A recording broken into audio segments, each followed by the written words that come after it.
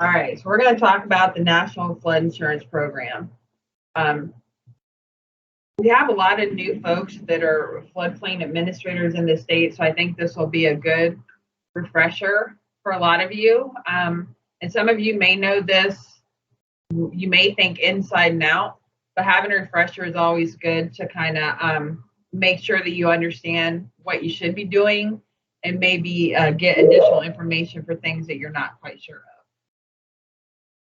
Some of the training objectives today we're going to talk about the National Flood Insurance Program, kind of give an overview of what the program is.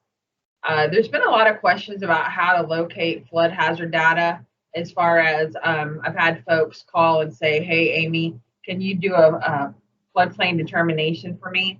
So we want to make sure that y'all are equipped with how to do that. We'll also be talking about the regulations as far as some of the key topics and areas that as a floodplain administrator should know. We also have regulation citations in here, so you guys want to keep this presentation in your toolbox, so when you have questions in the future, you can look at it. And then we'll also be talking about permitting and documentation, and then some of the nuts and bolts of paperwork. So those are some of the things that we'll be going over today. And if you have questions, just put them in the chat box. If you don't want to do it in front of everybody and you have a question, just email me later, and we'll be more than happy to assist with any questions, comments, or concerns you may have. Another thing I'd like to add too, the volume of calls and technical requests have gone through the roof lately. So I know there's a couple of you on the call that I need to do phone calls and different things. So I'll be trying to play catch up and get with people this week to take care of different issues. So just want to say that as well. So we'll be doing an overview today. The National Flood Insurance Program is a voluntary program where it's a mutual agreement between the federal government and the local community. So each community decides to voluntarily participate in the National Flood Insurance Program. And by voluntarily participating, each community adopts regulations as far as floodplain management, flood damage regulations, and in turn, for voluntarily participating, communities can get federally backed flood insurance for property owners throughout the community. So a lot of times in Tennessee, we have insurance agents that are not very familiar with the program, and they'll say, well, if you don't live in the floodplain, you can't get flood insurance. But that's not true. So if you're in a participating community, whether you're in a regulatory special flood hazard area, you're outside of it, you do have the opportunity to purchase flood insurance. So that's something that you may want to tell folks when they're coming in and they're getting a permit, that if they're close to a floodplain, if they're outside of it, that flood insurance is available. So the purposes of the National Flood Insurance Program. The National Flood Insurance Program is kind of like a bar stool, right? So a lot of you guys like to go to bar and grills to watch football, eat a good steak, hang out with your buds. And it's kind of the same way with the National Flood Insurance Program. So what's holding up the National Flood Insurance Program? One of the key components is mapping to identify floodplain areas and flood risk zones, right? So that you know what standards are going to be done when you're developing in a floodplain. The next is to have flood insurance available. So if I have a federally backed mortgage, my lender is going to require me to carry flood insurance for the life of the loan. And then the other is to have floodplain management ordinances or regulations, depending upon what your community enforces. So those are the three main pillars that hold up the National Flood Insurance Program. As a floodplain administrator, you will be intimately acquainted with all three of these throughout your tenure as a floodplain administrator in your local community. So understanding how to identify flood risk, how to do the over-the-counter consultation to talk about regulations, and then making sure that finished elevation certificate are on file and that they're correct and completed, and that you work with surveyors is really important, as well as if you have floodway development, working with engineers to make sure that it's compliant.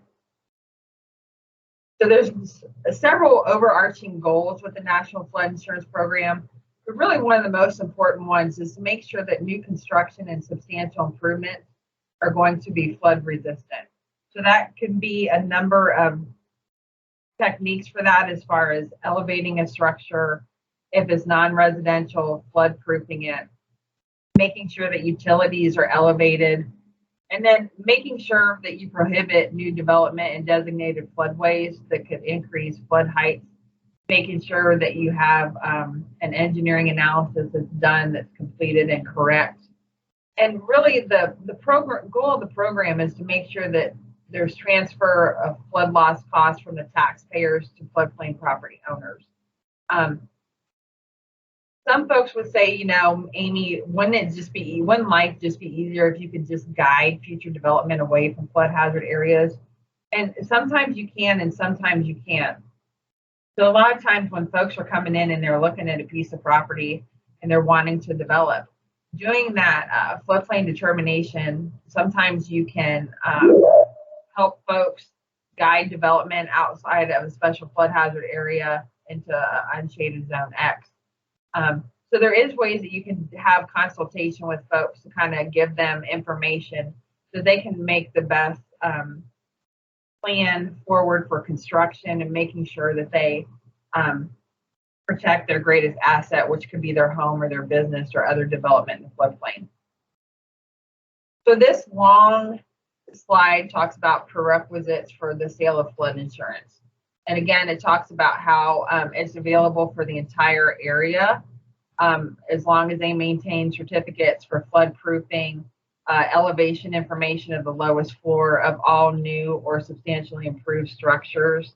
And then if the structure has been flood-proofed, the elevation to which the structure was flood-proofed. So again, having documentation is really important so that you know where compliance is in your community, you know what's going well, what isn't going well, and how to adjust, how to do public education and outreach on the importance of floodplain management. Because as we recently witnessed the flooding in Waverly, there's much more attention being given towards floodplain management, towards stormwater management, and how communities are going to deal with flooding in their community mitigation efforts. So everything ties in hand. Even though you may think I'm a floodplain administrator, I've got 20 other jobs, I'm just going to silo this part of my job and it's just kind of separate from anything else. That's not necessarily the case.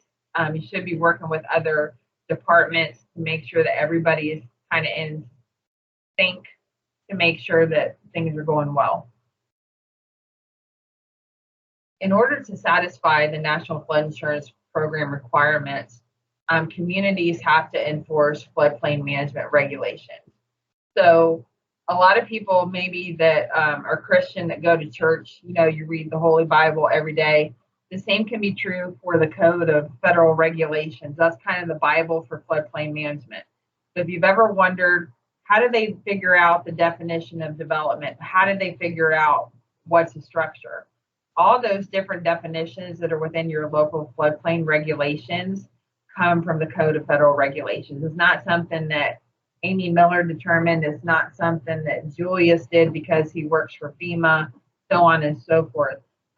It comes from the Code of Federal Regulations. So the term of floodplain management regulations is broad, and it really can be housed in different parts of a community's enforcement regulations. It can be in the subdivision regulations, it can be in the zoning ordinance, building codes, or, you know, some communities, if they don't have any kind of legally enforceable regulations, they'll just have a standalone resolution for floodplain regulations.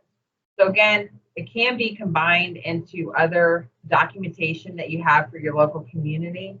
But again, if it supersedes or is more higher restrictions or regulatory than other regulations you have in your community, your floodplain regulations are going to supersede that. So it is important to make sure that if you haven't taken a look at your regulations lately, or if maybe you don't have a good firm foundation, to sit down and read them, because it does tell you what you should do. A lot of times the questions that I get are from folks that maybe haven't looked at it in a while, or maybe feel uncomfortable with it, but it is actually the local regulations that you have are a good guidance document to tell you what to do and can kind of help you understand exactly what you should be doing as a floodplain administrator. So the next several slides that we have are going to help floodplain administrators with flood hazard data. So one of the first sites that you can go to is the FEMA Map Service Center website. So we have a screenshot here. We have the website up top in case some of you are unfamiliar with it. So what you can do is just enter an address, a place, and hit search, and it'll come up with products. So what I did just for kicks and giggles, the next slide was just to show you, once you type in an address, it has a digital flood insurance rate map that's generated from the site. And then it'll have a little dot, it'll have a little red dot.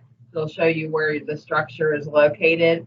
And then it'll also show you the flood insurance rate map panel, the effective date of the flood insurance rate map panel.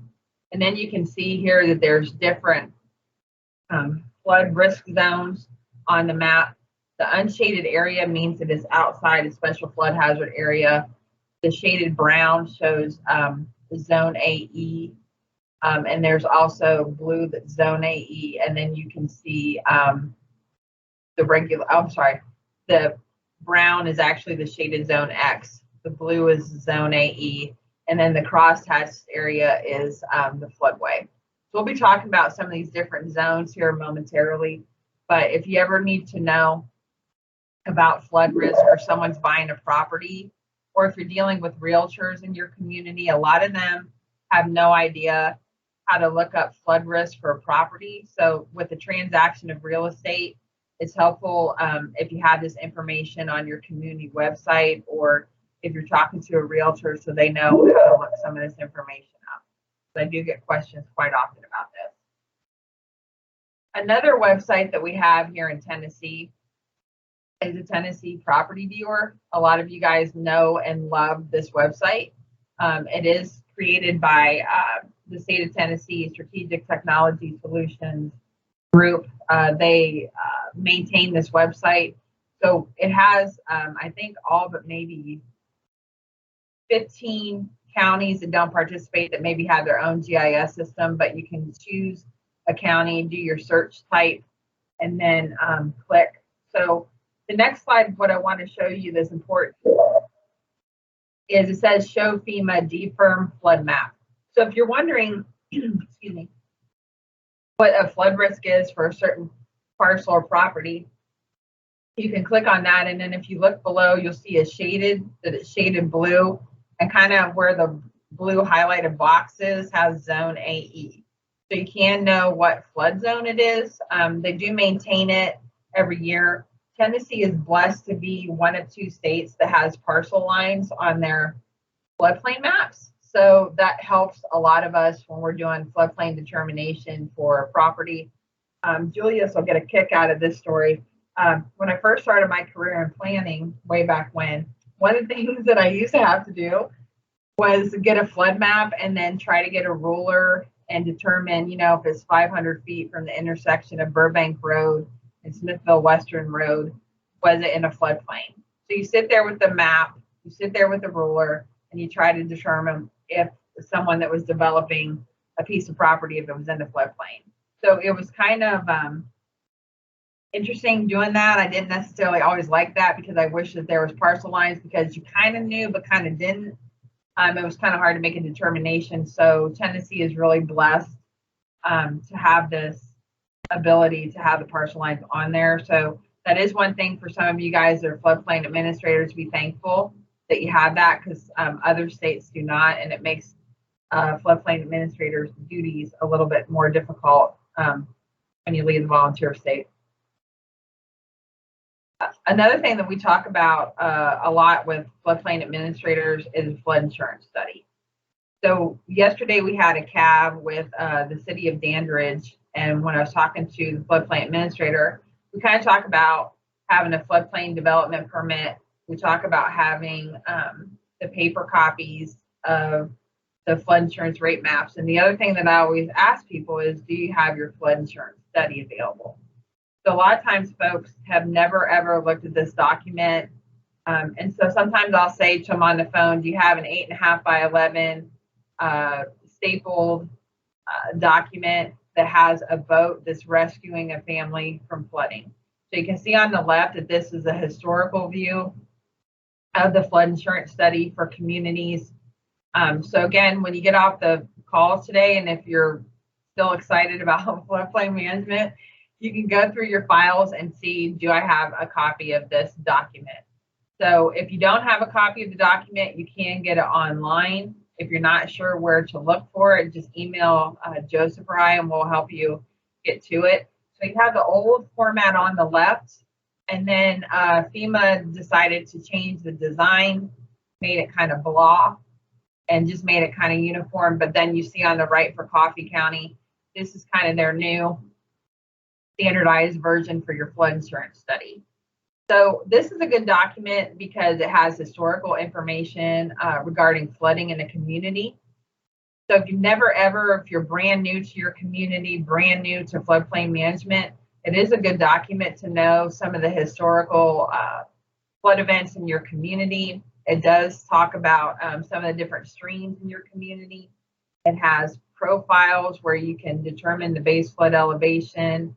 It has a floodway data table. So it has a lot of information in there that can help surveyors and engineers with doing various tasks for floodplain management. So you want to make sure that you have a copy of that in your file.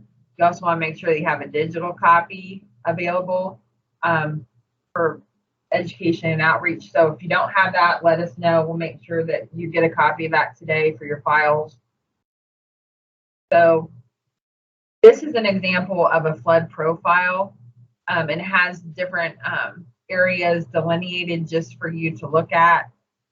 Whenever someone is trying to determine a base flood elevation for a site, these profiles have different kind of cross sections for zone AE. So you can see at the bottom, there's a cross section. There's a little diamond diagonal that has that there.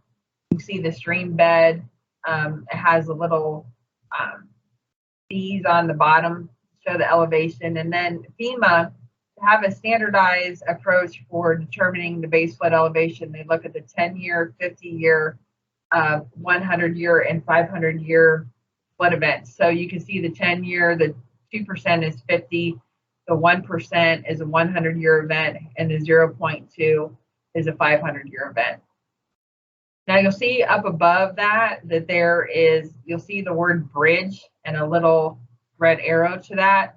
Sometimes when there's, let's say a TDOT bridge, FEMA will put that in the study so that there's location indicators to make it easier to determine the base flood elevation. And then it kind of looks like a giant eye. The bottom of that is the elevation of the bottom of the bridge, and then the top there of the eye is the top of the bridge and has elevation information.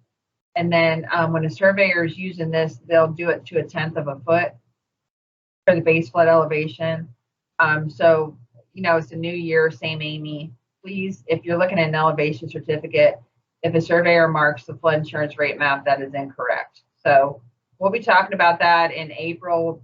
Bart and I will be doing elevation certificates. We'll be doing a two-parter on that for folks that want to have a refresher, because that's always a hot topic and well received. So we'll be doing that in April. We are going to be having the Tennessee Certified Floodplain Surveyor program coming up in March. We're going to be having a class for folks that want to get that certification, and we'll be doing a refresher in March as well for those that already have it.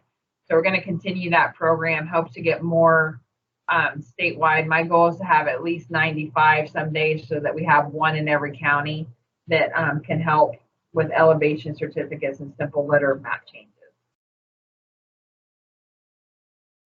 This is just an example, and you guys are going to say, Amy is from Ohio, but it's just a good example we use in some of our certified floodplain surveyor classes and trainings about determining if a property is in or out of a special flood hazard area. So you can see here with this visual that there's 4 different structures. So when we teach the L273 class, we teach other classes, we kind of go through this to see if the structure is in or out. For the sake of time, you can see that structure 1 is in. It's in the shaded area. Structure 4 is in the shaded crosshatched area of a floodway. Structure 3 is outside the special flood hazard area. It's in an unshaded area. And structure 2 is in the shaded zone X. So for sake of time, hopefully we're going to do a NFIP 101 class for new floodplain administrators. We'll probably do that at a different time and session just to kind of go over some of this.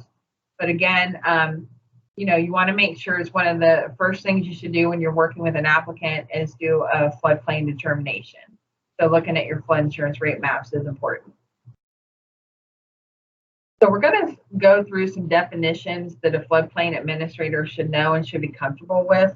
So we're going to kind of build a house and kind of give you guys a firm foundation and go from there. So we're going to start to go through some of these definitions. So the definition of development is probably one of the most important definitions you should know as a floodplain administrator.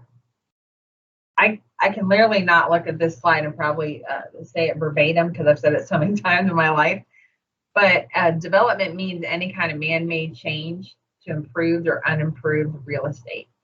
So whether the property doesn't have anything on it at all, it's vacant, or whether there's already existing development to the site, if you're doing any kind of change. So it's including but not limited to buildings or other structures, mining, dredging, filling, grading, paving, excavation or drilling operations. And then the one that probably doesn't get enough time and attention is storage of equipment or materials. So whenever someone is coming in to give you a site plan, all this information should be talked about, right? So as I've given this example a million times, if we were going to have Miller Bakery, let's say I was doing it in Worcester, Tennessee, if I had a building that was already there, but it was so popular that I wanted to expand my parking lot, I was going to do some grading, paving, filling on my site, I should be telling you that at the time of application. So you want to make sure that you talk to folks, or let's say that we have Miller Farm. Let's say that we have my grandpa's dairy farm from way back when, and I was going to put, let's say, hay bales and different things near Sugar Creek.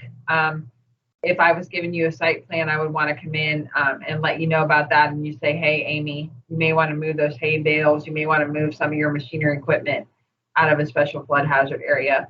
Or if I didn't want to move it, am I going to elevate it? Am I going to anchor it to make sure that there's no flotation and there's not a floating torpedo to my next door neighbor? When we think about a regulatory special flood hazard area, it's a darkly shaded area on a flood insurance rate map. And that identifies that the area has a 1% chance of being flooded in any given year. So there's different kind of shaded areas that are on a special flood hazard area, which is on a digital or paper flood insurance rate map. So these different shaded areas kind of tell folks the level of detail that has been done by FEMA through mapping, and also indicate your level of flood risk, right? So one thing to keep in mind, so fun fact for dinner tonight, when you say that you've been to an awesome floodplain management training today, you can talk about how 25 to 30% of flood insurance claims are located just outside a special flood hazard area. So there's kind of this myth that if I buy a house or I build a house and it's outside the floodplain, it's never going to flood. That's not true. So anywhere that you live in a community, you're in a floodplain. And just, you have some level of risk. You can have low, medium, or high, but you have some level of risk. So if you don't have a flood insurance policy, you may want to get one. As we have more events that are occurring in Tennessee, you may want to think about that. Now, to practice what I preach, my mom has a flood insurance policy, even though she is not in a floodplain. But just looking at some of the damages from some of the different flood events that I've seen through my career, I'm happy that she has that available. This is just an example of a special flood hazard area. This is just a map of Nashville. This is kind of what a lot of communities have. Now the digital flood insurance rate maps have ortho imagery on them, but this kind of shows special flood hazard areas. You can see the white area would be the unshaded X area. The zone AE, we'll talk more about that in a floodway area. And then the lighter gray is a shaded zone X. This is the 500 year that doesn't fall under the floodplain regulations. Okay, I'm not sure what we have. Okay, great.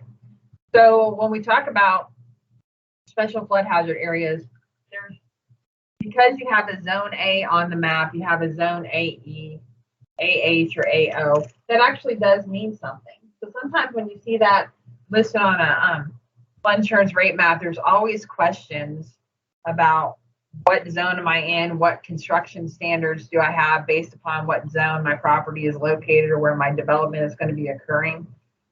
So for zone A, a lot of people would say, Amy, I hate zone A because it doesn't have detailed information. So you have a shaded area on your map, but it doesn't have any base flood elevations determined.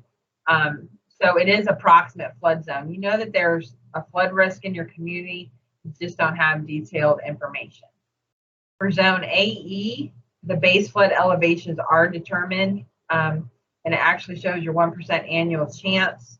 It has detailed information on there. It can have cross sections and base flood elevations on there, or it can just have zone AE on the map. Zone AH and AO are not as widespread in Tennessee, but this is where you have areas of ponding, where you have shallow flooding, where you have flood depths of 1 to 3 feet, and the base flood elevations are normally determined. And then for zone AO, the flood depths are 1 to 3 feet, it has sheet flow, sloping terrain, and average depths are determined. So some of those you can see on your maps. If you have more questions about that, we'll take questions in the Q&A when we get done here a little bit. And so as I talked about earlier, there's two different kind of shaded zone X, right? There's a shaded area which replaces zone B that shows your 0.2 annual chance or your 500-year flood area. Knox County and Knoxville regulate to this standard that it has to be their freeboard requirement, which means the elevation above the base flood elevation is 1 foot above. So they regulate to that standard. And then there's also unshaded zone X, which has minimal flood risk. So that's the unshaded white area on the maps. We talk about the base flood. When I first moved down here in 2009, living in Nashville, life was great. And then May 2010 came, the flood event, right? And so ever since I've been in this job, I have people that'll say, well, Amy, I was here for the May 2010 flood. That was a 1,000-year event. It's never going to happen again in my lifetime, right?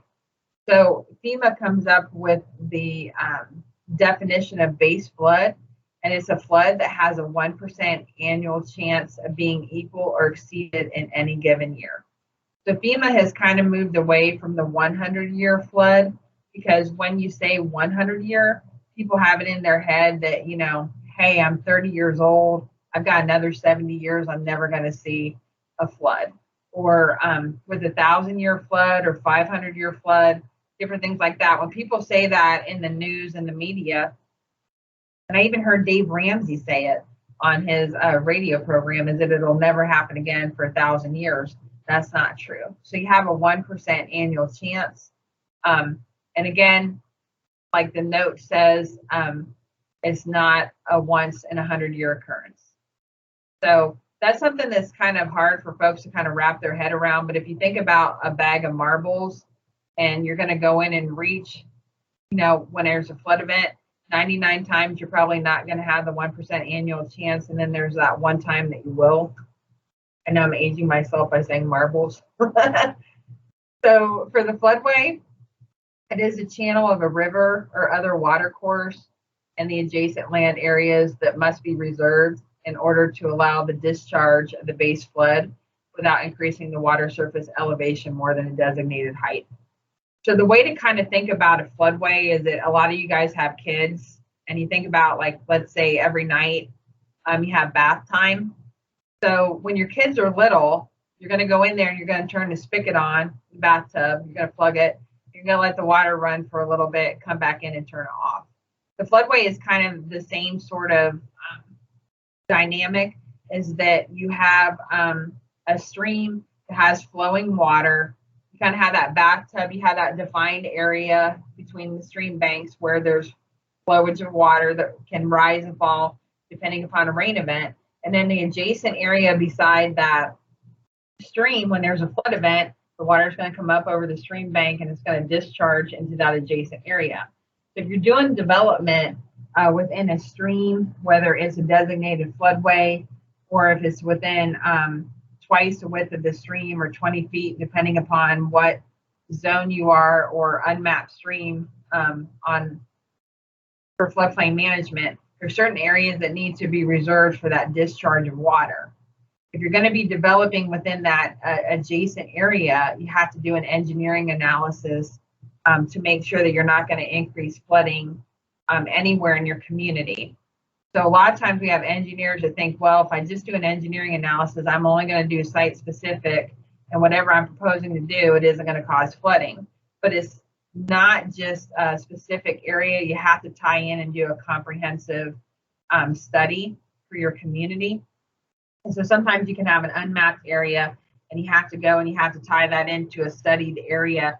And sometimes engineers complain that they have to go a mile from the site, 2 miles from the site to tie into other areas. So again, you have to look at things holistically and think about what's happening upstream and downstream and how that's going to affect flooding in your community. So when FEMA does new flood insurance rate maps, they do have the 1 foot rise criteria for determination of a floodway. So essentially what they do is they look at that stream and they hypothetically bring in dirt to kind of squeeze in the water of the base flood until there is less than a 1 foot rise anywhere along the river or the other water course. So we have a schematic that's next that kind of shows your 100-year floodplain. You see the stream, you see the bottom of the stream there, and then they kind of hypothetically bring in a fill to kind of squeeze that area. And then the area where they have a 1 foot surcharge is where you have the floodway area. And then where it's less than a 1 foot rise is kind of your floodplain area. And they also call that the floodway fringe. So we will be having in a couple months, we'll be talking about H&H studies for engineers and floodplain administrators, how that process works. It is tedious. It's challenging. It continues to be a challenge. We're going to continue to do education and outreach to help folks understand it better and try to have complete and compliant submittals. So again, the floodway plus the floodway fringe equals a special flood hazard area, and surcharge is not to exceed 1 foot.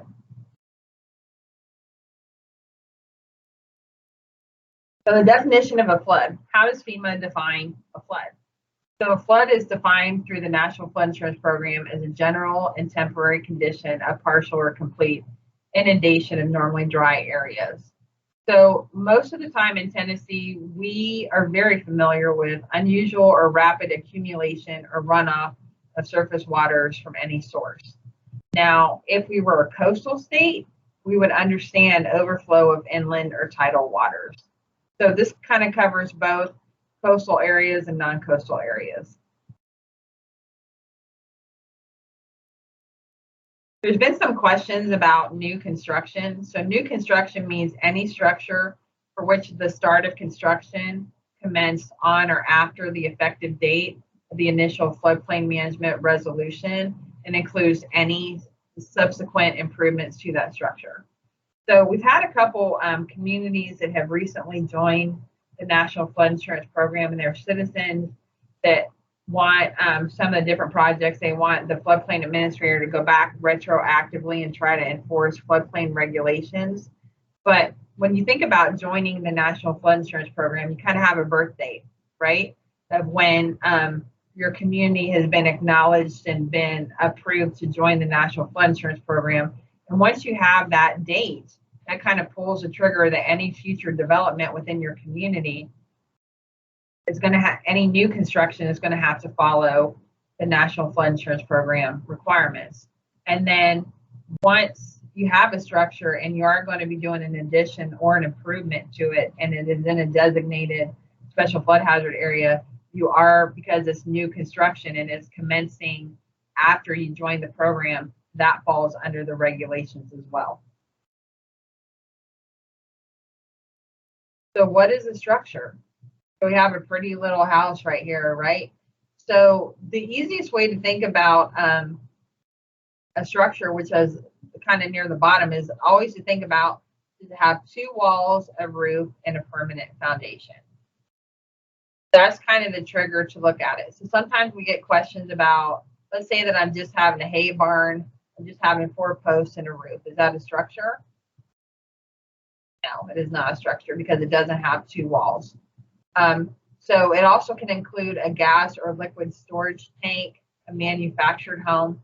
So again, if it's walled and roofed, it is considered a structure.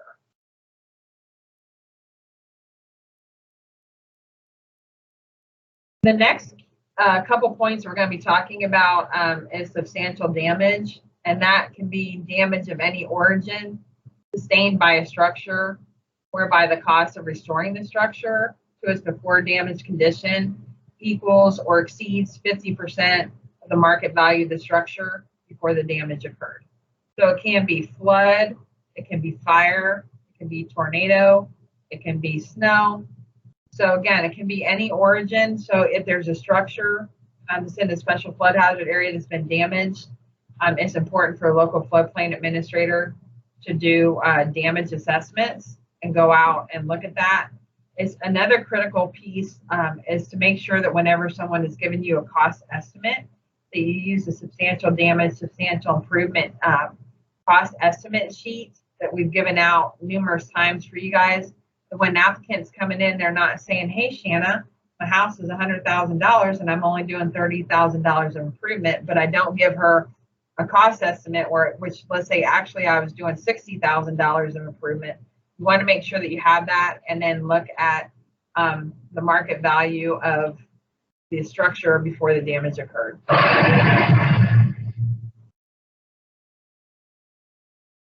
Substantial improvement is kind of the flip side of the other coin. So you can have damage from any kind of origin. Then substantial improvement can be any kind of combination of repairs, reconstruction, rehabilitation, and addition, or other improvement of the structure that equal or exceeds 50% of the fair market value before the start of construction of the improvement. So let's say that I hit the lottery, because let's face it, you need to hit the lottery if you want a house in Nashville. But let's say that I had a little bungalow and I hit the lottery and I decided that I wanted to bump out the back and double my square footage. If I have a cost estimate, and let's say I give my cost of improvements to Tom Palco, and it's over 50% of the fair market value, and my house is in the floodplain, I have to bring that entire structure up into compliance. Now, the term substantial damage, it can also, when you're going to be doing that, to actually do the work that's performed if you're going to be fixing up the structure. So there is a difference in the definition of substantial improvement for NFIP and the insurance regulations. So, you know, sometimes as a floodplain administrator, it's hard because you're looking at the NFIP regulations, you're looking at elevation certificate regulations or standards, and you're looking at insurance regulations and standards. It can make it hard trying to understand all this different stuff. But again, if you ever have someone that's doing a substantial improvement, if you have questions, give me a call so that we can make sure that it's done correctly. We have had issues in the past where we had a business that wanted to use the insurance policy amount instead of the cost of the structure when they were doing improvements. So you got to make sure that whenever they hand you documentation, that you look at it to make sure that you're looking at apples for apples and you're looking at the standard guidelines that FEMA has set, because sometimes folks try to get creative in their submittal packages and try to argue with you about things. So you want to make sure that compliance is always first and foremost. And I got a quick question here from Mr. Bill Edwards. Is there any efforts to address the conflict between the definition of the floodway, which allows for a rise in the BFE, and a no-rise certification requirement when building in the floodplain? Well, that's a good question. So the standard 2009 model ordinance before had in the regulations that you can have a rise whatsoever. So if you have a zone AE with a floodway, you're supposed to try to achieve a no rise of 0.00. If you have a development and it's going to have a rise, you can do a conditional letter of map revision to revise the flood insurance rate map and the flood insurance study. You can have up to a 1 foot rise. You can't have any more than that, because if you do, FEMA will deny the proposal if there's insurable structures nearby. So you may want to take a look at your community's regulations, because Tammy and I last year revised the model regulations to make sure that if there is a slight rise, that an applicant can submit a conditional letter of map revision to FEMA. So we do have a project right now where someone did an engineering analysis and there was a 3 foot rise. And then they wanted the community to give them a variance, because they did unpermitted work. The community saw what was going on and said, hey, stop, you got to come in, you got to get a permit, you got to have a site plan, you have to have an engineering analysis. So they went ahead and installed the culvert. And then the engineer did an engineering analysis kind of after the fact, and there was a 3 foot rise. So we had a meeting and they said, hey, can we just, I'm the property owner, I'll just tell everybody that's within the project reach, hey, you got to do different things, it'll be okay. And so we had to tell them no. So you can have up to a 1 foot rise, but anything more than that is a problem. Now, there are some communities that have a no rise standard, that no matter what, it can't have a rise. So depending upon your community, or if you're an engineer and you're working in different communities, you want to talk to them first so that you kind of know what's allowable within the regulations.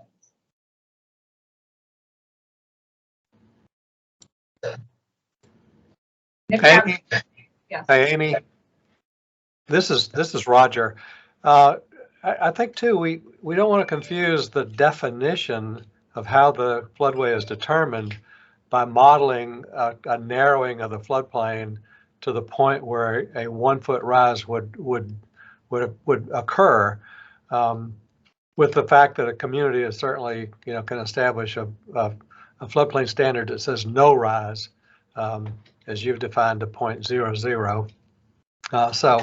So don't confuse the fact that we define floodway by creating a scenario in a model where we squeeze in from both sides until a 1 foot rise occurs. That doesn't mean that you're allowed to do that rise. That's just how we define where the boundaries of the floodway are. Right, good point.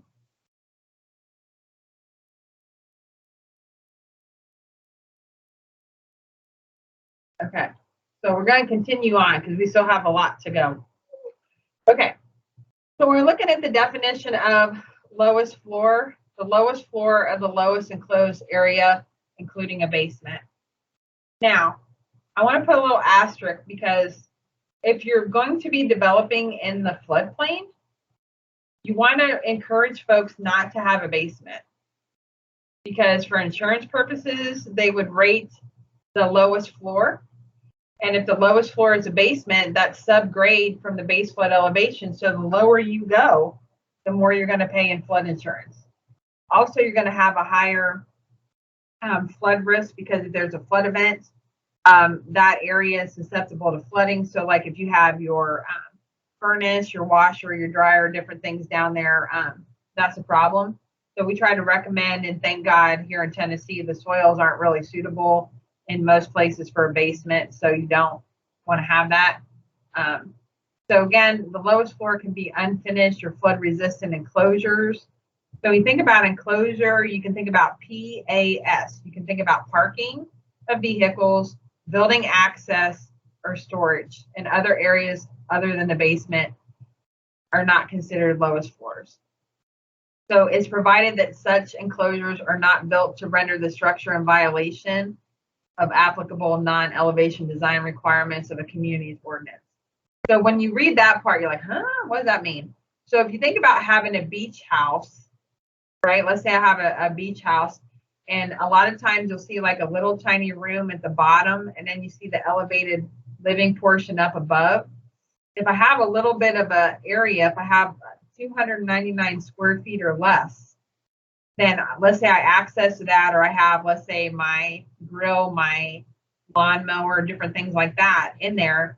If I have it that way, and then all of a sudden over time I decide that, you know what, I have more stuff, I need to expand that area, and I make it flush with the structure that's up above, the same square footage up above, that renders the structure non-compliant. So again, you want to make sure that when you're having an enclosure that's just for parking, access, and storage, we'll get into that a little bit more, but just for definition purposes, it's the lowest floor of the lowest enclosed area. Lowest adjacent grade is the elevation of the ground, sidewalk, patio, deck support immediately next to the building. So this is a good image to show the lowest adjacent grade. So surveyors are, whenever they're doing elevation certificate, so like if Bart is going out and doing an elevation certificate, he's going to shoot the elevation of the lowest adjacent grade, which is adjacent to the building. And it is the lowest ground elevation touching the structure or supporting members of the structure. So we go from low and now we go to highest. The highest adjacent grade is the highest natural elevation of the ground surface prior to construction and adjacent to the proposed walls of the structure.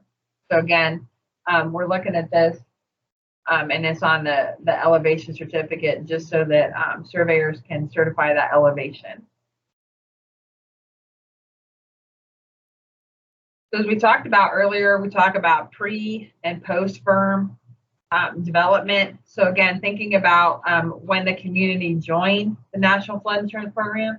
So if development occurred prior to joining the National Flood Insurance Program, that's considered pre-firm before the community received the flood insurance rate maps and started enforcing the local floodplain regulations. And then once a community joins the National Flood Insurance Program, it's post-firm, where anything that's on or after the original firm date and when the community joined the program. So again, we talked about this earlier. Regulations. The community's local floodplain regulations are really important. That a floodplain administrator reads them, has understanding of them, has confidence, comfortability. A lot of times when I hear folks talk about floodplain management, they always say, well, I'm just enforcing FEMA's regulations. I'm just enforcing the state's regulations. I've even heard people say I'm enforcing what Amy says. That's flattering, but that's not correct.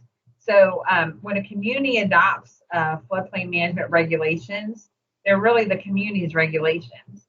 So you are enforcing your local jurisdiction's regulations, not FEMA's, not the state's.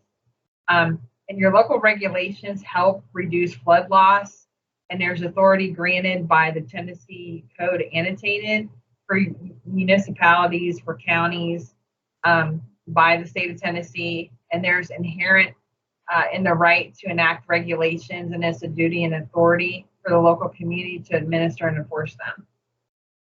So I'm hoping this year that more communities are proactive as far as administering and enforcing them. A lot of times people say, well, just call Amy. And with 402 communities, I'm overloaded on a daily basis. So we would like to have communities take more proactive approach towards floodplain management by having some of these education and outreach to get you guys more confident, more comfortable to be able to answer questions and just to understand what your function and duties are as a floodplain administrator. So the next several slides that we have different kind of topics that are within your local floodplain regulations. So we actually have citations here so that if somebody ever calls and they complain and say, I don't want to do it, and as floodplain administrator, you sit there and you say, yeah, you got to do it. Sometimes folks will say, well, show me where that's at in the regulations. So underneath some of these slides, there's the citations as far as the header of what article it's in, what section it's in, and some of them I even pop some of the text in just for your viewing enjoyment so that you can have a good guidance and framework. Keep in mind that everybody got an ordinance cheat sheet. If you're a floodplain administrator, it's kind of like Campbell's condensed soup that has everything boiled down into one page. If you're brand new as a floodplain administrator, email Joseph and he'll send you that sheet so that you have it. It has everything and anything you could need as far as floodplain management. If someone has a question, what am I supposed to do? It's kind of a quick and easy reference. So if you don't have that, just email him and he'll give it to you. One of the first things as a local community for your regulations is to adopt and enforce the correct map date. So we do have the CFR regulations up above. Again, and there's a regulation citation. So whenever there's a new map study that's coming out, FEMA gives a letter of final determination in 6 months to adopt the correct flood insurance rate map panels and flood insurance study. And then making sure that you have the map panels completely listed out, like not having 100, 105, 110, but actually having, let's say, 47035, CE0100, having the whole entire map panel listed out is important. The next is a permit requirement. So whenever I talk to folks on the phone, whether it be a floodplain administrator or various stakeholders, there is a requirement to have a permit for all proposed construction and other development within the special flood hazard area. So this has it here. We've been having a problem lately with a lot of unpermitted development. Folks just go out and just do whatever, and they don't come to think about having a permit. So you want to make sure that you're going out and driving around your community to see what's going on. Sometimes people can drive around and see things. But again, you want to make sure on your permit application that there's information on there about floodplain development. Is it in the floodplain, yes or no? And maybe even listing out all the different types of developments on your form. If you don't have a form, or let's say you say, hey, Amy, we don't have development that often. I don't want to recreate the wheel. If you don't have a permit application, email Joseph, because we do have a state model permit application that you can use. It's plain, it's simple. You can go in the header and put your community logo on there if you want to personalize it a little bit, make it prettier. But we do have a permit template if you need one. So again, you want to make sure that you require permits for all proposed construction and other development in the floodplain.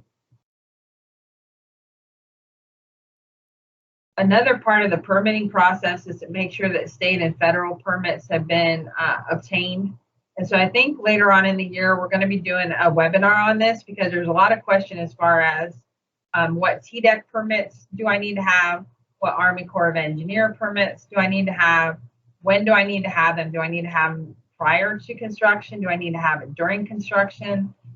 So we're going to make sure that we have some guidance for you guys to make sure that some of those permits are being obtained, whether it's a 404 permit and different things from the Corps, from TDEC, to make sure that things are compliant.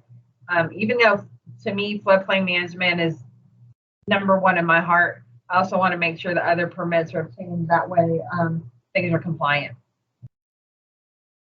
Elevating utilities.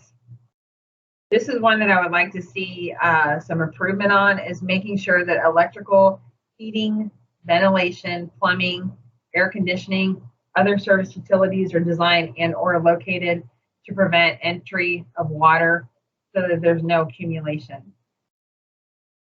This is something that a lot of times on the elevation certificate, when you're looking at the base flood elevation, you want to make sure that machinery and equipment are elevated 1 foot above the base flood elevation.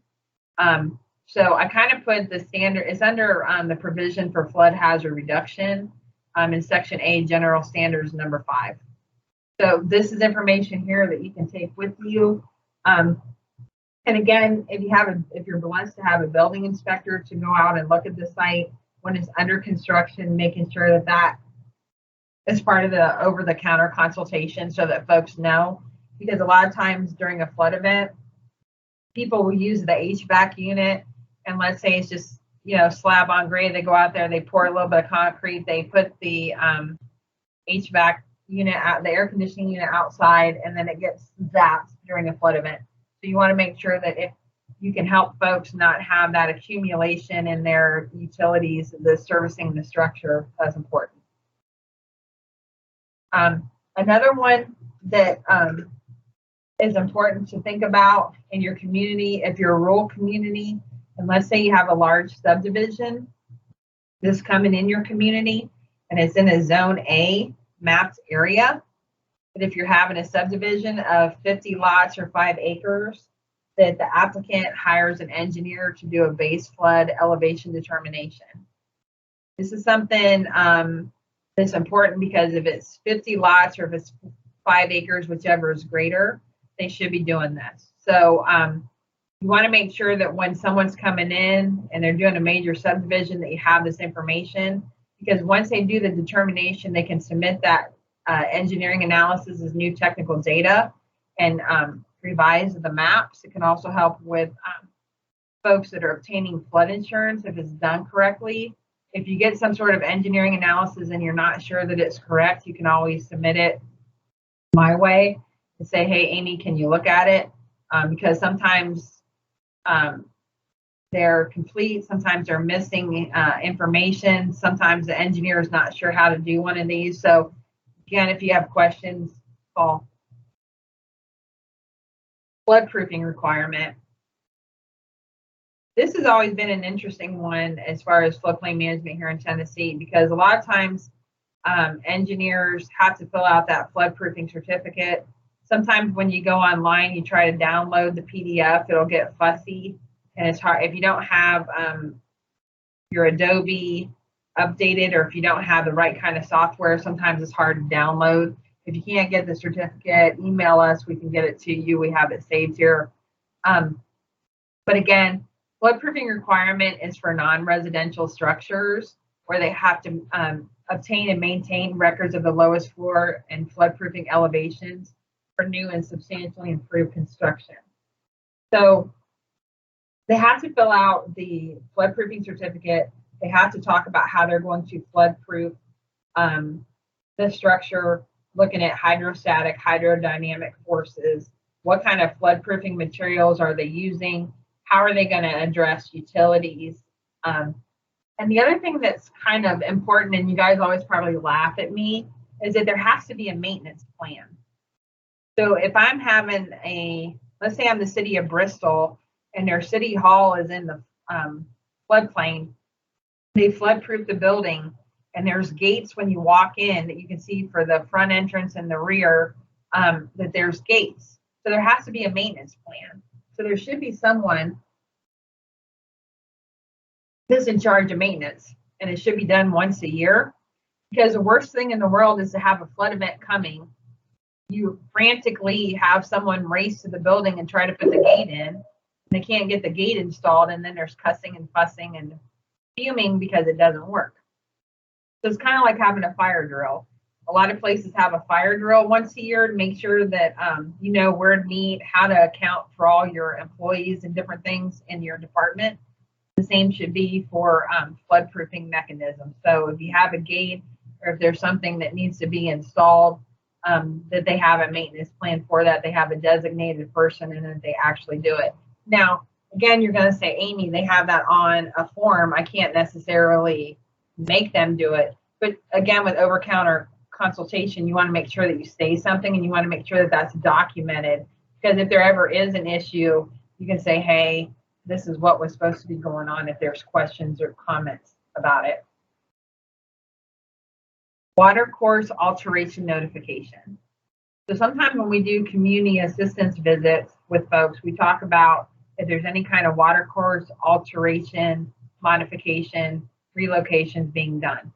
If there is, there has to be a notification to my office and to any adjacent communities prior to any kind of construction. There also has to be an engineering analysis that's sent to FEMA within 6 months of construction.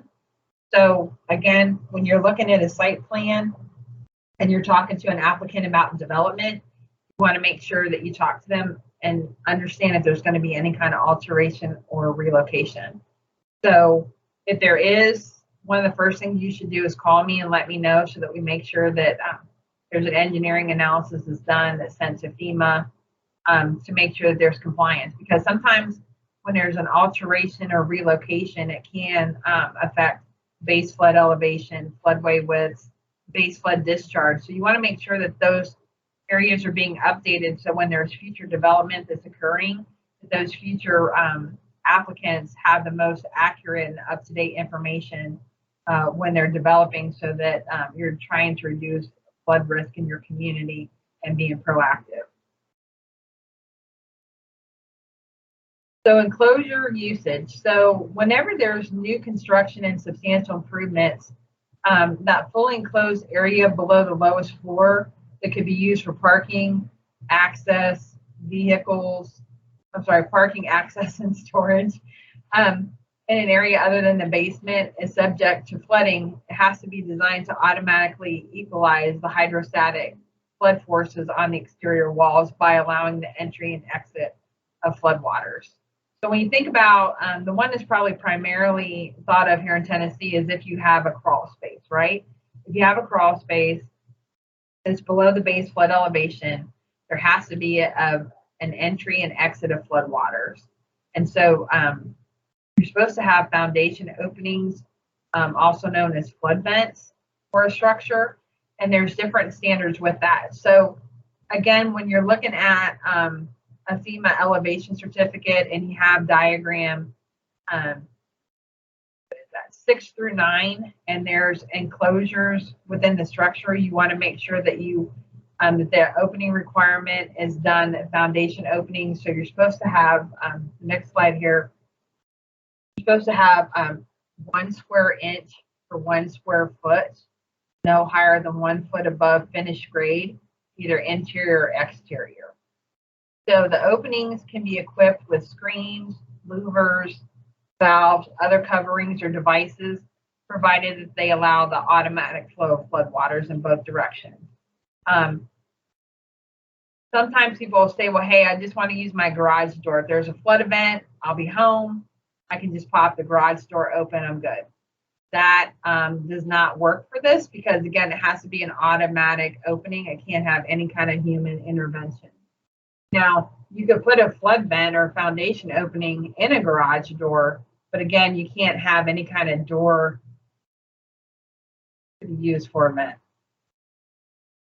So we have instructions on floodway development, again, having these standards. So I talked to a floodplain administrator yesterday. If you have any kind of development within a stream, there are regulations and standards that have to be met. There is an engineering analysis that should be done. So for the sake of time and wanting to do questions, again, if you're in a zone AE with a floodway, there has to be an engineering analysis. And again, you're not going to want to try to increase flood levels during the base flood discharge, try to obtain that no rise. I will say that I did get a Christmas present this year. Santa finally gave me a no rise. So we finally had our first one in Tennessee, and we'll be having at the conference, we'll be having a discussion of how that occurred, how it happened, and it was really a great moment.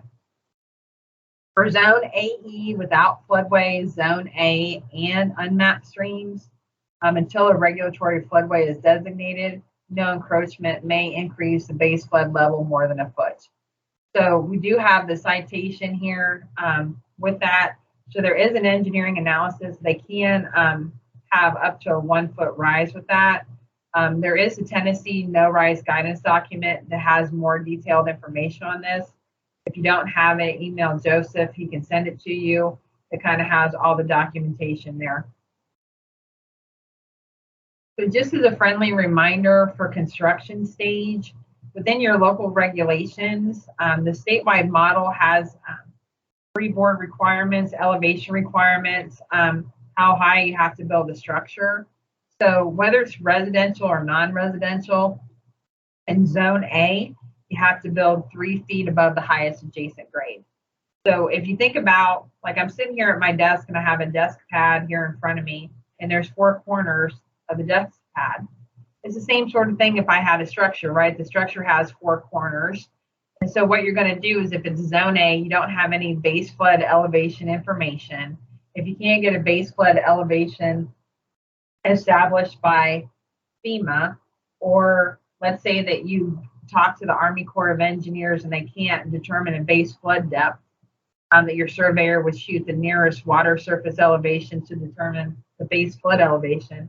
If you don't have any kind of elevation information whatsoever, you're going to look at where your house is going to be located. You're going to look at the 4 corners of the house where it's going to be, and the surveyor is going to go out and shoot elevations, and whichever corner is the highest, you're going to build 3 feet above that elevation. So that's for zone A. So for zone AE, you're going to build 1 foot above the base flood elevation. That's going to be determined by a licensed Tennessee surveyor using the flood insurance study profile. So again, they're going to look at the upstream corner of the structure, measure it perpendicular to the stream, and then determine the base flood elevation to 1/10 of a foot. So I know that you guys are saying, wow, this is a long training today, but Bart and I, when we teach the certified floodplain surveyor class, we spend 4 hours talking about elevation certificates, and we spend 3 whole days teaching surveyors about the National Flood Insurance Program, teaching them how to determine a base flood elevation. So Bart would agree, and is probably chuckling right now, that whenever we do this, we get down into the weeds of how to determine it, how to use the flood profile, how to use a scale, and how to determine it. So Bart has done that before. If you want to see his magic, you can look at a previous elevation certificate class that we had last year that talks about how to measure that and how to determine that if you're a surveyor. So there are also standards for manufactured homes that they have to meet the requirements of new construction. And then this has elevation information for zone AEs, has to be 1 foot above the base flood elevation. And for zone A, it has to be 3 feet above the highest adjacent grade. So the next slide just has the citation information that is under Article 5, provisions for flood hazard reduction, specific standards for manufactured homes and recreational vehicles. For recreational vehicles, they have to be on site for fewer than 180 consecutive days. So sometimes areas will have recreational vehicles, like let's say, for instance, that I have food trucks in an area that's in a special flood hazard area.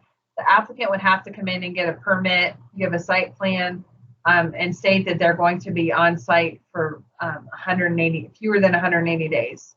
It has to be fully licensed and road ready, which means that if there's a flood event, or let's say that they have somewhere else to go, it has to be road ready, you know, put the keys in the ignition and drive away, and quick disconnect of utilities.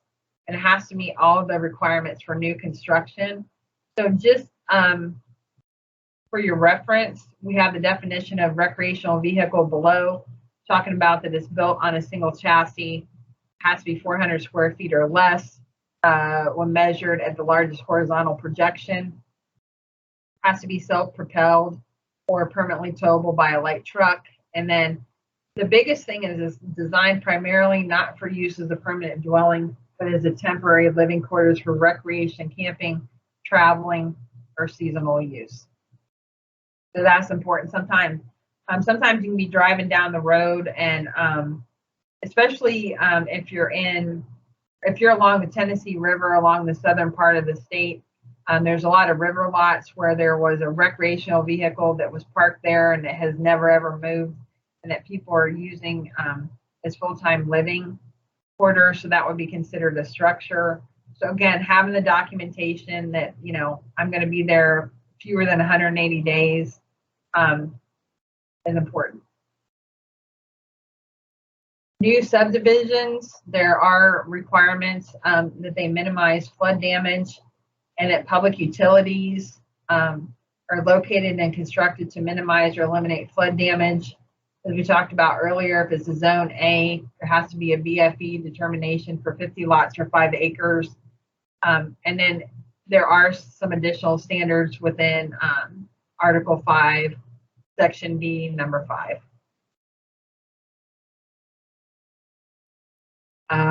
So we just have this here about stream development of a floodway or without a floodway. Again, it starts in Article 5, provisions for flood hazard reduction, Section D and E and I. So there's additional standards in there. So again, if there's any kind of development that's within the stream, you want to make sure there's an engineering analysis, and that if you have an engineer that is working with you, that they follow the Tennessee No Rise Guidance document. Floodplain permitting and documentation. This is important. So again, a development permit shall be required in conformity with your local floodplain regulations prior to the commencement of any development activity. So again, like I always tell people, permission is so much easier and so much less costly and headache than forgiveness. So you want to make sure that when people are coming in, that they get a permit prior to construction. So want to have site plan documentation. So the first thing I'm going to do is come in and get a permit. The second thing I'm going to do is give you a site plan. So they have to be drawn in duplicate to scale with the nature, location, dimensions, and elevations of the area in question. And then making sure that you have existing or proposed structures, fill, storage of machinery, equipment, and drainage facilities. So I just wanted to show you this picture when we were talking about recreational vehicles. You can see in this picture that someone decided to put a recreational vehicle along a flood. You can kind of see that there's bushes right behind there. There's a stream right behind it. They decided to make that their living home, and they didn't come in and get a permit or anything. So again, you see this quite regularly. A lot of times people send me site plans that don't have a good level of detail. Somebody will go in and arbitrarily kind of draw where the floodplain is at. And so I always say to communities, you should make it a requirement that they use the National Flood Hazard Layer data. And people look at me and go, where's that? What's that? And if you go on the FEMA Map Service Center website, you can download the National Flood Hazard Layer or your community's GIS. Or what you can do is tell a surveyor that they can download this information. You'll see on the screen that there's a National Flood Hazard Layer data for the state, and then there's one for the county. I would recommend that everybody that's a local floodplain administrator download the one for the county, because the size is easier to maneuver. The whole state, you're not going to necessarily care. Let's say if you're in Lincoln County, you're not going to necessarily want to know the floodplain layer for, let's say, Sullivan County, but you can just do your individual county where your community resides in and download that and have that information. So you can see here, if you look at the same site before, this is a better representation of what's going on at the site. So again, just encourage you guys when you're working with folks to ask to have that. GIS makes life a lot easier because you can have parcel lines, you can have ortho imagery, you can have the National Flood Hazard Layer on there. STS, Strategic Technology Solutions, has a GIS page where you can download various layers to your GIS. So it makes doing identification for floodplain management and other tasks that you have to do easier. So I'd recommend that if you don't have that downloaded, to do that. And then the other thing that we're going to talk about is finished construction elevation certificate. So again, making sure that someone has a permit application. Again, I'm going to ask for permission. I'm going to sit down and talk to my floodplain administrator about what I'm proposing to do. As a floodplain administrator, your goal is to have great communication skills, to be a mind reader, and figure out what someone is trying to do. So you want to sit down and talk with them and go, okay, go through the different types of development. And then once they have a site plan, making sure that everything is delineated on the site so that you know exactly what they're proposing to do and making sure that it's compliant. Once that's done, if they're building a structure, they have to have a finished construction elevation certificate. So this is just kind of what one looks like, just for your viewing enjoyment. And then talking about the nuts and bolts of paperwork. So we talked about earlier, making sure that there's a floodplain development permit form. Again, you want to have a form that is designed for clarity and content, and making sure that the most current information requirements are on there for your local community. We also have kind of like a checklist to make sure that key elements are done for floodplain development permits. If you guys would like to see what a checklist looks like, we'll make sure to send that out after the presentation today so that you can see it. So again, it will have the technical provisions of your ordinance. And then as a floodplain administrator, you're going to use and maintain FEMA elevation certificates for finished construction. Sometimes when I talk to Bart, he tells me, and this always hurts my heart, he'll say, you know, well, the floodplain administrator didn't ask me for a finished construction elevation certificate. I did one for under, you know, nobody really wants to finish one, or they never ever say anything to me about that. So I would like to not hear that story this year. So if you guys are working with applicants, make sure that you have that finished construction elevation certificate on file.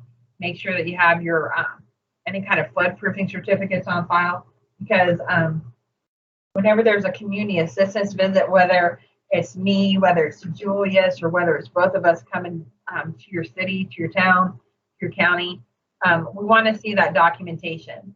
So again, you want to make sure that you have really good records, that you're organized. If you have floodplain development, maybe you have a different color folder so that it's easily retrievable, is great. So as I've talked about several times today, over-the-counter consultation is important. So again, every single community has a floodplain administrator. Sometimes when we do community assistance contact calls, we say we want to talk to a local floodplain administrator. They say, a community will say, I don't have one. That's the wrong answer, because every single community that voluntarily participates in the National Flood Insurance Program, as part of your regulations, you identify a position that is a floodplain administrator.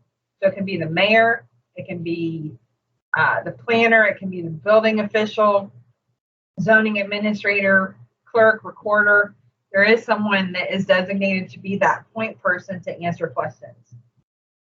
So again, if you're that person and you're brand new, we will be having a one-on-one session to kind of go through some things. If you have questions, you can always call me and ask. I'm always here to help folks. Again, it's open communication. If I don't know that you're having a problem and I don't know that you're struggling, you just got to pick up the phone and call and say, hey, Amy, we have an issue going on. So having inter-office reviews, you want to make sure that if you have various departments that have different regulations, so if there's someone that does subdivision regulations, if there's someone that does zoning, if there's someone that does building codes, or the health department, that you make sure that everybody's stormwater, if you're looking at a development application, that all the different offices are checking off on it. As I told you guys earlier, when I first started my career, I worked for the planning department, and every Friday we had a technical review committee meeting where there was different proposals that had been submitted to the planning department. And so we would meet with other county offices to make sure that all the requirements and the regulations were being met. And we'd meet with the applicant and sit there and go through and say, you've got all these 10 items completed, they're correct. You need to fix A, B, and C with the applicant. So every Friday morning at 7 a.m., I'm not a morning person, but I would get up and go to those meetings and talk with applicants to make sure that the proposals were moving along and that everybody understood their duties and responsibilities. So again, processing it, making sure you have a permit, making sure that the applicant is done for completeness. Sometimes you guys will give a floodplain development permit to an applicant. You won't tell them how to fill it out. They kind of put their name, their address. They have no idea what they're completing. So you want to make sure that even if you give it to someone, that when you get it back in your hands, that you look at it to make sure, does it have the correct floodplain information? Are the types of development checked off? What exactly is the applicant proposing? So you want to make sure that you review it and make sure that it's complete and compliant, and then sign off on it. So again, making sure that signatures are there and everything is important. So you see this picture here of this guy in his yard with a shovel trying to shovel water. I was listening to a podcast last night laughing because a person bought a home in Indiana and didn't know it was in the floodplain. And so whenever it rains, his backyard kind of floods, can't put additional structures in the backyard because he didn't look at all the documentation. Realtor didn't tell him different things. So I thought that was kind of funny. I put that in there just to make you guys giggle. But again, making sure that technical documents are complete. If there's a floodway encroachment or if there's stream development, making sure that there's an engineering analysis. If you have a non-residential building that's being flood-proof, that you have that certificate. Making sure if there's enclosures below the lowest floor, does it have engineered openings? And then making sure that state and federal permits are obtained. When I think about federal and state permits being acquired, again, there's Army Corps of Engineers permits that can be for 404, 406. There can be TDEC permits that have to be acquired. And then if you're doing a conditional letter of map revision, there's the Endangered Species Act that the surveyor will have to contact the U.S. Fish and Wildlife Service to do a determination to make sure that there's no endangered species, whether it's animal or plant, are being adversely impacted. So making sure for floodplain development reviews that you submit copies to agencies and other departments, and then making sure that you have an internal and external review, and then making sure that you participate in those meetings. A lot of times when we sit down and talk about hazard mitigation plans, a hazard mitigation plan is for a county, and all the different municipalities are supposed to participate. And when we sit and talk with folks and say, hey, do you know if you have a hazard mitigation plan on file? More often than not, people look strange or look confused or didn't know that they had a plan, didn't participate in the meetings. So you want to make sure as a floodplain administrator that folks know who you are, they know what you do, and they know the importance of floodplain management. Because a lot of communities have planning commissions, have county commissions, have board of aldermen folks. They may not be that aware of floodplain management. So you want to make sure that when there is a development proposal occurring, you talk to them about it, talk to them about flood risk and different things.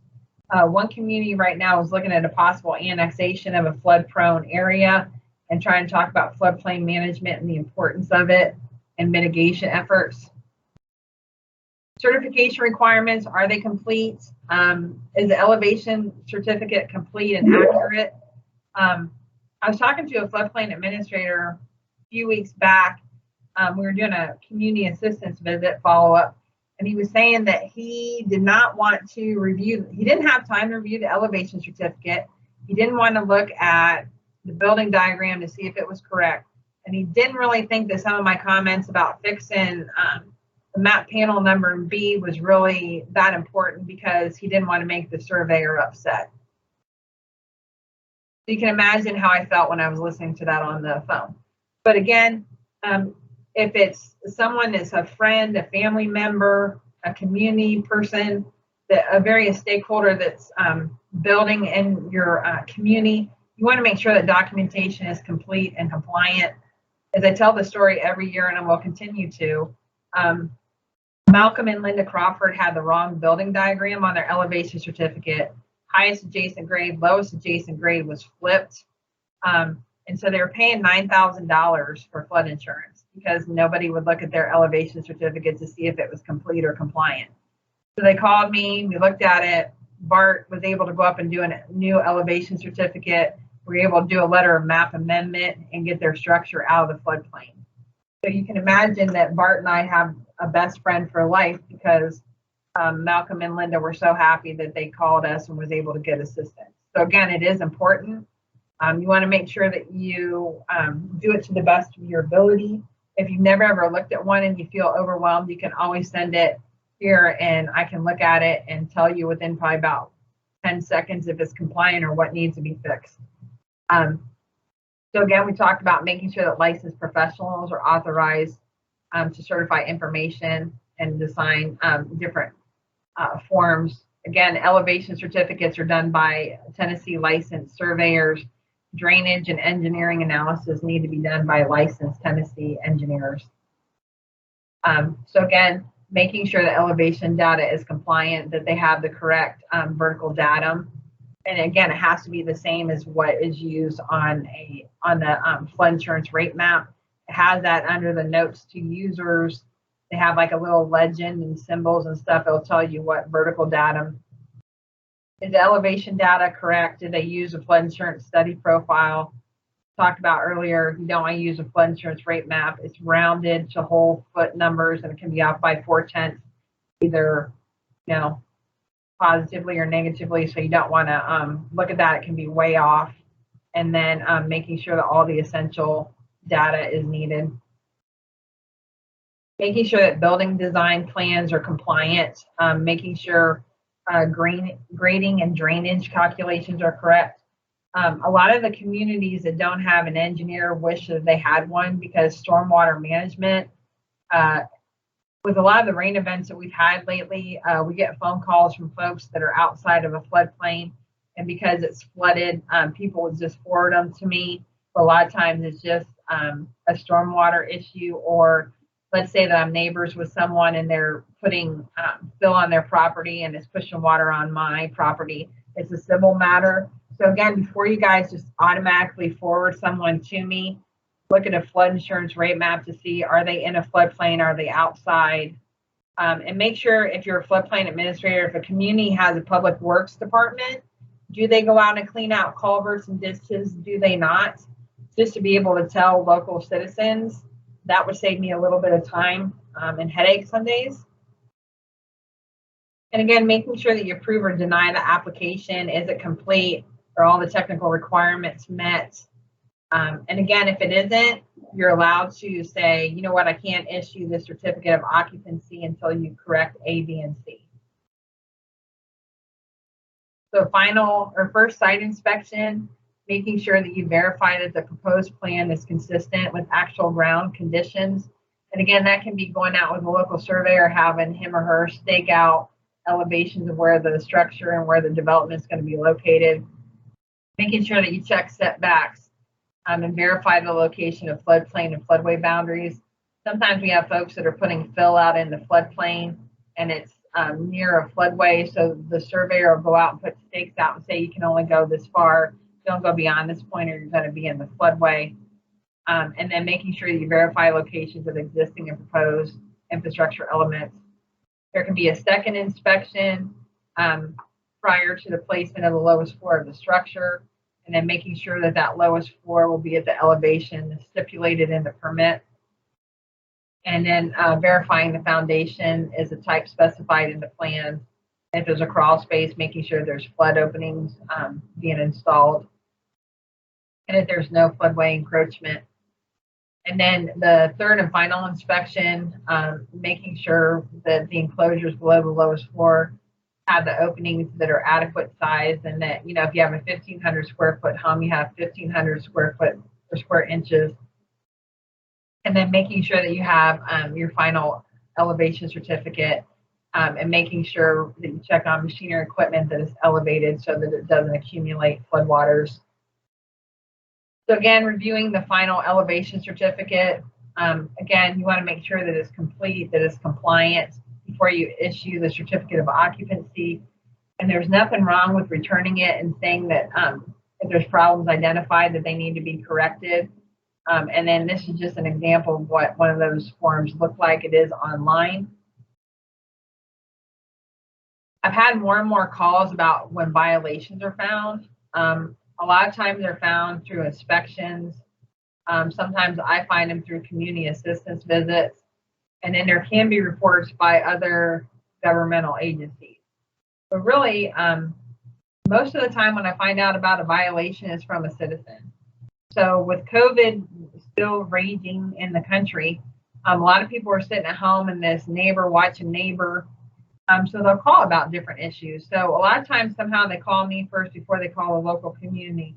So sometimes there is phone calls where I say, hey, what's going on? So again, if you do notice something, there are administrative requirements in your ordinance that you can use. Again, the biggest one is having non-permitted development. There can be an error or oversight by the floodplain administrator, or there can be errors done by a professionally certified stakeholder, whether it's surveyor or engineer with the documentation. So, you know, it can be a variety of things. But again, if you have an issue that's occurring, the first thing you want to do is call me so we can talk about how to get a path forward and how to get it remedied. So again, if violations are found, you're going to want to investigate them and take appropriate action. You know, like if it's an unpermitted structure, issuing a stop work order to bring it up into compliance, and implementing enforcement provisions, and protecting the structure from flood damage. And then sometimes, you know, if you go out and talk to people, I'd say about half the time when you talk to someone and say, hey, you've got a violation, they'll stop what they're doing and try to correct it. And then sometimes they don't. So you can issue a stop work order. That's an administrative method. The community can issue fines, and then in some instances, litigation can occur. We have an issue right now with one where there's litigation where it was unpermitted development. The community issued a stop work order, and then the developer just went ahead and did what he did, and the next day it was completely done.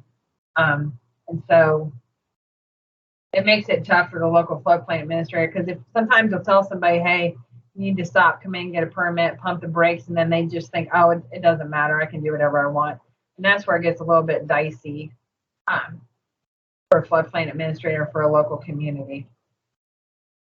So again, if the community goofs, you got to own up to it and notify the owner of the violation, and then discuss remedial actions. And then again, if you have questions, you can call me. And then sometimes if it's moderately bad, we will contact FEMA to get resources. But again, we're here to help. We're not necessarily going to scold you, because sometimes it's something that you just stumbled upon. Sometimes it's something that you may have done in error, but we're just here to help you. We're always here to help you and support you. And so Julius was talking to me about how that floodplain management is kind of like a forever commitment, that no matter how bad the relationship gets, that you're always going to stick with it, and you're always going to stay, and you're always going to want to try to work it out and make it better. So just keep that in mind when there is a problem. And so again, ordinance outlines a procedure to follow. And then if a community doesn't remedy the situation, probation can be done. So some of the folks that have had community assistance visits, it's kind of like a 3 strikes out. So we send 3 different letters and identify different violations. And if the community is working to remedy them, great. There are unfortunately a few communities that are ignoring those letters and those requests to bring their program into compliance, and that's where they could possibly be put on probation by FEMA, 12 months to remedy some of the problems. And then if it keeps continuing without any kind of remediation, then there could be suspension. If there is suspension, that means that flood insurance is not available. So if the community does get suspended, there's no more, so someone's getting a mortgage or someone's getting a loan, flood insurance is not available. So if you want to be really popular and the mayor wants to be really popular, have that happen, because you'll have a ton of angry citizens and stakeholders calling about the suspension. So again, if full compliance isn't possible, you're going to contact me, and I'm going to contact Julius, and we're going to work with you on it. So again, my last point here is to make sure that you design with nature. It's often better to adapt to natural hazards by designing with nature than trying to control natural forces. So my contact information is right here if you guys need me. So we'll open it up for questions.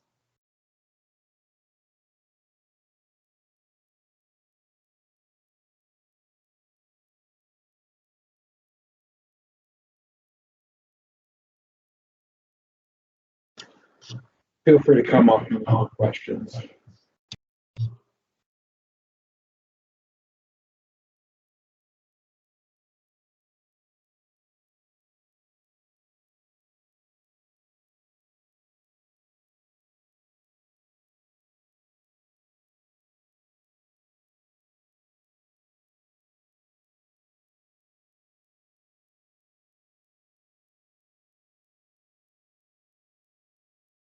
Right, good point, Julia. So one thing to keep in mind is that if a community is suspended and there's a disaster event that occurs, they would be considered sanctioned, so they would not get any kind of assistance for projects that are in a special flood hazard area. So now, next month, we're going to be doing a NFIP update. If there's certain issues or topics that you would like to see in future presentations, or if you have a burning question and you really want to have a little bit of discussion on some things, next month we're going to kind of talk about some things that are going to be occurring this year in the NFIP. So if there's something that you have a question on, just let me know so we can include that in the presentation. That would be great.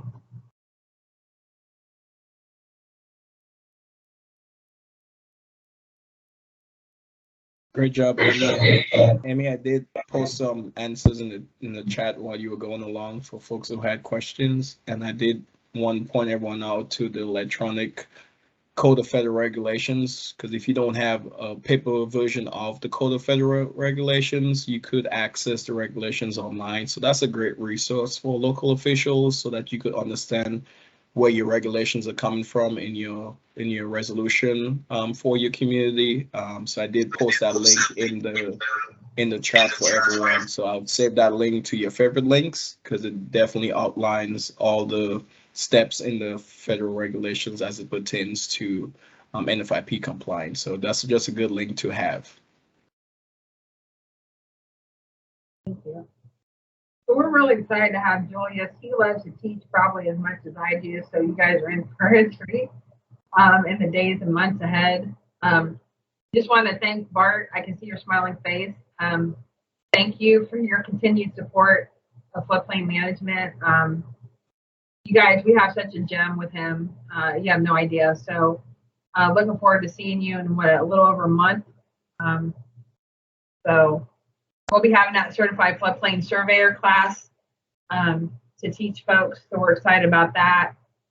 If you guys have topics you'd like to see at the next conference, we're trying to gather sessions that you guys are just burning to have. So let us know. Amy, we had a question from Shauna about Franklin's new maps. Do you have any updates on Franklin?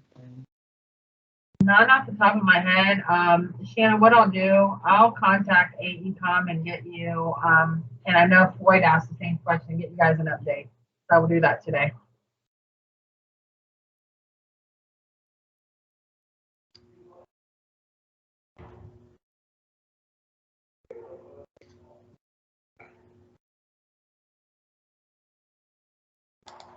You guys are a quiet group. Okay, well, if we don't have any more questions, we'll let you guys go. We'll send out the presentation. We'll send out a couple other forms afterwards. for you guys. Joseph will work on certificates, so make sure if you didn't put your name and contact information in the chat, do that now so that he has it. And if you guys have any additional questions, reach out.